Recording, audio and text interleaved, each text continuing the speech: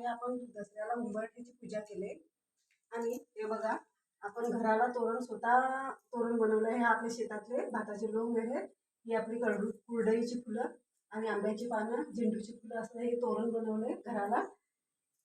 आता आता मैत्रिणींनो, आपण इथे दसऱ्याच्या दिवशी बघा कसली पूजा केली. ही आपली शेतातलं भात आहे, भाताची पूजा केली म्हणजे आपल्या धान्याची पूजा केली. इथे आहे आपले ही आपट्याची पानं, शीतसोन आमच्याकडे बोलतात, शीतसोन्याची पूजा केली. इथे आपली व्यवसायाची वही आहे, तिची इथे पैसे म्हणजे लक्ष्मीची पूजा केली. आणि जरी आपण कपडे शिवण्याचा व्यवसाय करत असलो, टेलर जरी असलो, तरी आपण पारंपरिक पद्धतीने आपण शेतकरी आहोत. तर शेतकरी आहेत म्हणून आपण शेतात जेवढी हत्यारं लागतात तेवढ्या हत्यारांची आजच्या दिवशी पूजा करतो आम्ही.